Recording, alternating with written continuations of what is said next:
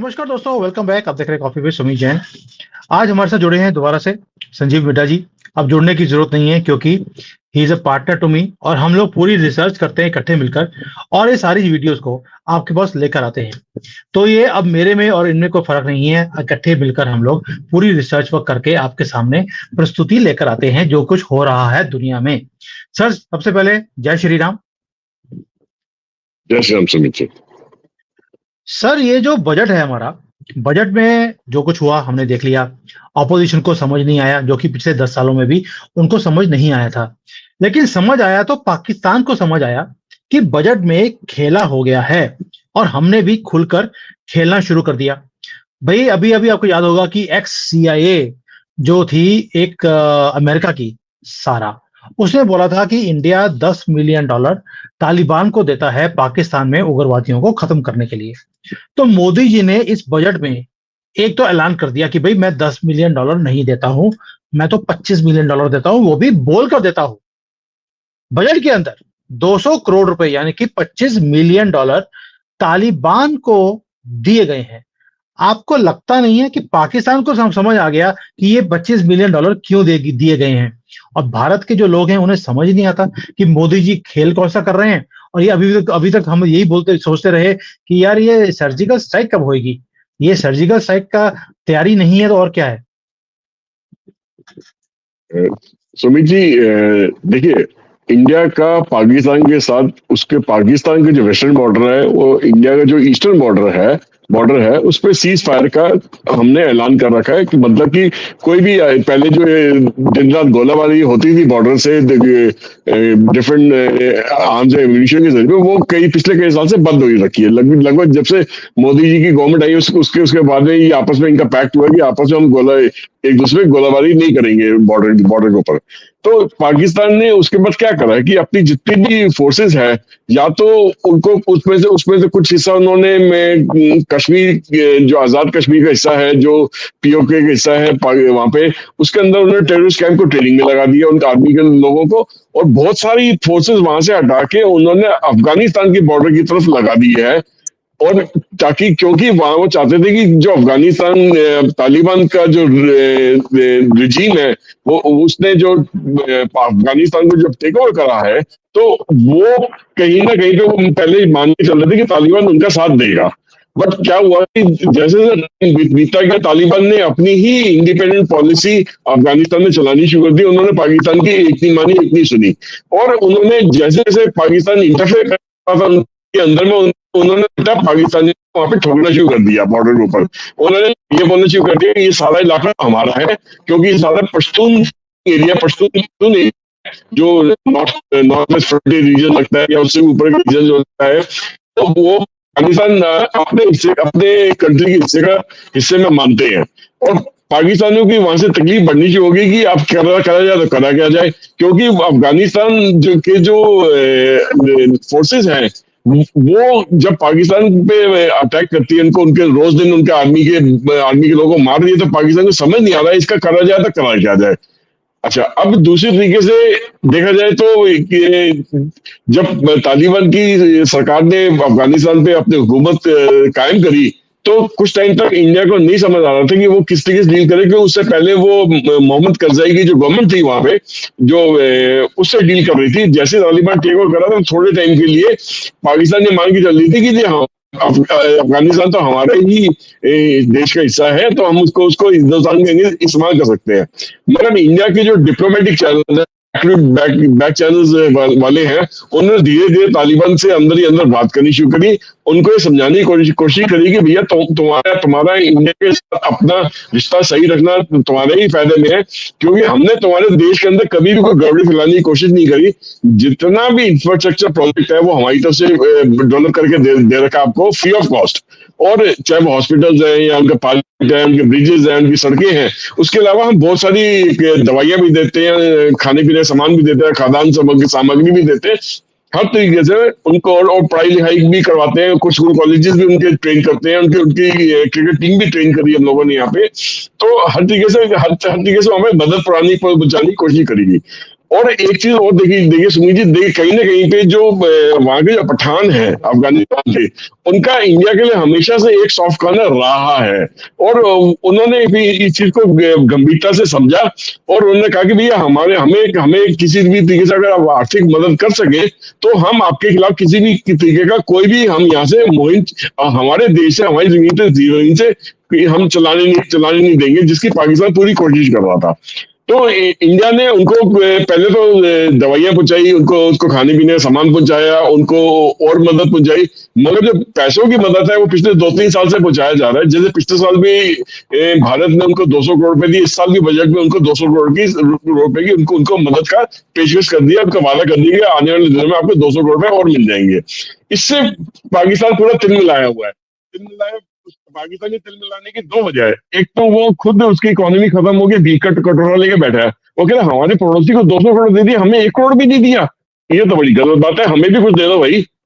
तो वो उनको इंडिया से मिलने से रहा। वो तो गलती से भी इंडिया उनको एक फूटी कौड़ी भी नहीं देगी।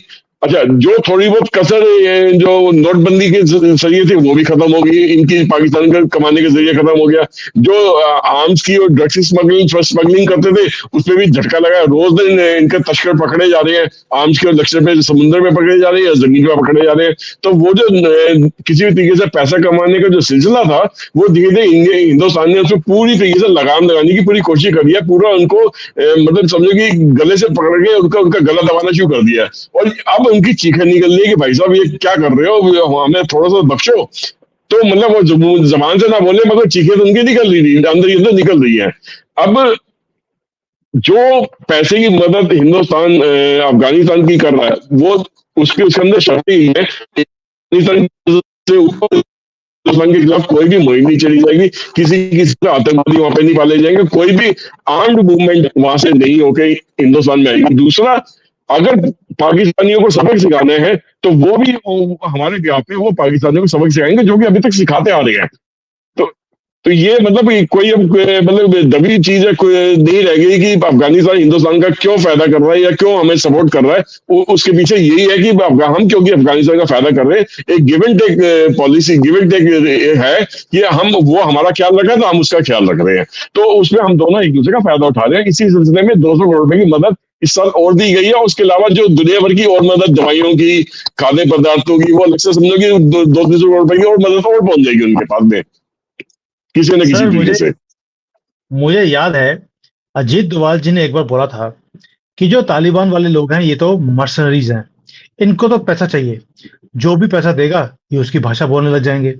पाकिस्तान हर साल 1,000 करोड़ रुपए तालिबान को देता है भारत को तंग करने के लिए, अमेरिकन को तंग करने के लिए। हम उन्हें अगर 2,000 करोड़ दे देंगे वो हमारी भाषा बोलने लग जाएंगे। मुझे लगता है कि मोदी जी को पता लग गया कि पाकिस्तान के पास तो 1 रुपया भी देने के लिए तालिबान को बचाना ही है। हमने 200 करोड़ रुपए दे दिए उनको, अब 200 करोड़ दिए हैं तो काम तो वो हमारा ही करेंगे। और काम एक ही दिया है कि पाकिस्तान को इतना एंगेज करके रखो वेस्टर्न बॉर्डर के ऊपर। उनके लिए इसलिए उनके जो आर्मी के लोग हैं वो रोज वहां पर मारे भी जा रहे हैं, वहां पे चौकियां छोड़ छोड़कर पाकिस्तान वाले ऑलरेडी भाग चुके हैं।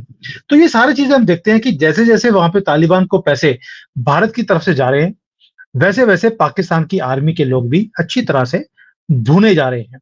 और ये काम मुझे लगता नहीं है रुकने वाला है। एम्बेसी हमारी वहां पर ऑलरेडी खुल चुकी है, जबकि तालिबान की सरकार है। पूरे वर्ल्ड में मुझे लगता नहीं है कि किसी और ने वहां पर एम्बेसी खोली हो, लेकिन हमारी एम्बेसी वहां पर खुल चुकी है। सर, तालिबान का और भारत का प्यार तो हमें समझ आ गया, मुद्दा भी समझ आ गया कि क्यों किया जा रहा है।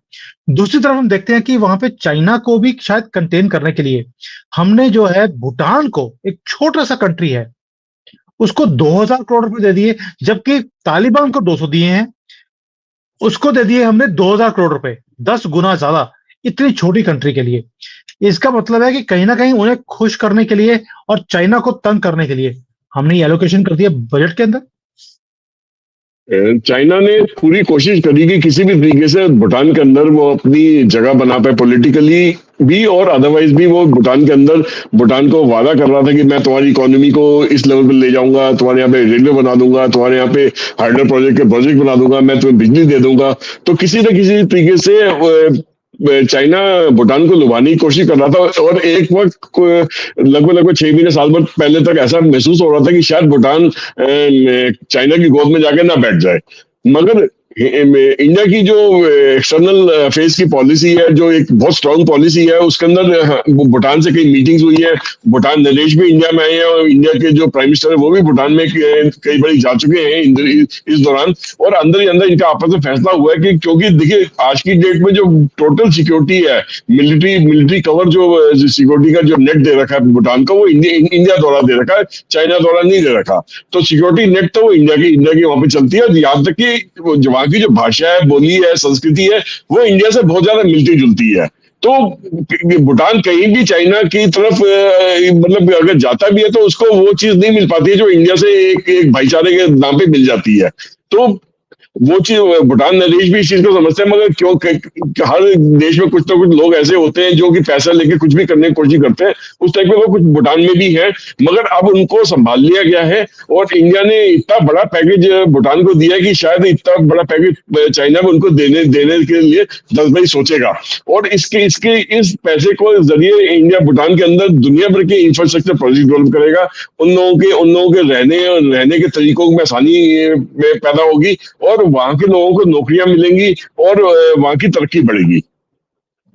सर देखिए, आप सोच के देखिए, भूटान को 2000 करोड़ रुपए, बांग्लादेश को दिए 120 करोड़ रुपए सिर्फ, और नेपाल को 700 करोड़ रुपए दे दिए। यानी कि चाइना को तंग करने के लिए हमने नेपाल को, क्योंकि नेपाल के अंदर चाइना पूरा इन्फ्लुएंस करता जा रहा है, हमने वहां पर भी पैकेज बढ़ा दिया है। भूटान को भी बहुत बड़ा पैकेज दे दिया, इधर बांग्लादेश को दे दिया, और बांग्लादेश को दिया है बहुत ही कम, वो तो अफगानिस्तान से भी कम है। तो इससे पता लगता है कि हमने बजट के अंदर जो ये काम किया है, बड़ा स्ट्रेटेजिकली किया है। एक तरफ पाकिस्तान को कवर कर लिया, दूसरी तरफ से हमने चाइना को कवर कर लिया, और कहीं ना कहीं दोनों कंट्रीज के अंदर खलबली मचनी तो जरूरी लाजमी है, और बची भी होगी। आपको नहीं लगता कि ये सारी चीजें चाइना भी देख रहा है और पाकिस्तान भी देख रहा है कि हम क्या कर रहे हैं? मोदी जी ने खुलकर खेलना शुरू कर दिया, ऐसा ही लगता है मुझे तो। सुमित जी, मोदी जी ने वाकई में खुल के खेलना शुरू कर दिया है, और ये बजट के जरिए उनकी जो फॉरेन पॉलिसी है वो खुल के सामने आ गई है कि हिंदुस्तान के आसपास जो नेबर्स है, इंडिया के जो पड़ोसी हैं, अगर उनके जरिए इंडिया में गड़बड़ी फैलाई जाएगी तो इंडिया उस सारी गड़बड़ी एक साथ में नहीं संभाल पाएगा, ये बात पक्की है। मगर अगर इसको ढंग से डिप्लोमेटिकली हैंडल करा जाए, उनको मदद पहुंचाई जाए, उनकी समस्या को हल कर दिया जाए, तो कहीं ना कहीं पे उन लोगों का रुझान है वो हिंदुस्तान की तरफ वापस आना शुरू हो जाएगा। ट्रेडिशनली भूटान और नेपाल, ये हिंदुस्तान से ही इनका लिंक ज्यादा रहा है, ना कि चाइना से ज्यादा रहा है। मगर हाँ, क्योंकि कम्युनिस्ट एक ऐसी कौम है जो हर जगह सिर उठाती है, उसने भूटान के अंदर भी सिर उठाने की कोशिश करी, उसने नेपाल के अंदर भी सिर उठाने की कोशिश करी। बीच में कुछ टाइम तक तो कम्युनिस्ट पार्टी ने अपने सत्ता भी संभाली थी नेपाल के अंदर, मगर धीरे धीरे करके वो चाइना के पैसे के जरिए से या चाइना की सपोर्ट की वजह से वो काम हुआ था। मगर इंडिया की सरकार की मदद की वजह से वो कम्युनिस्ट पार्टी को नीचे गिराने में कामयाब हो गए, और दूसरी जो डेमोक्रेटिक गवर्नमेंट है वो वहां पे वापस सत्ता में आ गई, तो उसमें इंडिया उसको वापस लाने में कामयाब हो गई। तो ये तो देश को, इंडिया को संभालना बहुत जरूरी था। नेपाल तो फिर भी काफी, नेपाल में तो इंडिया की पहले भी बहुत सारी इन्वेस्टमेंट पहले से भी हो रखी है, और साथ साथ हर साल जो बाढ़ आती है, बाढ़ में पूरी मदद इंडिया को वैसे भी उनको पहुंचाती है, और आगे पीछे भी उनको बहुत सारी तरीके से उनके मदद करने की कोशिश करती है। और तो ये 700 करोड़ का जो मदद है, सिर्फ 700 करोड़ तक लिमिटेड नहीं है। 700 करोड़ का जो वन टाइम पैकेज दिया है ये लगा, बाकी साल में जो थोड़ी छोटी मोटी मदद हर महीने या हर साल पूरा चलती रहती है, वो अलग रहती है।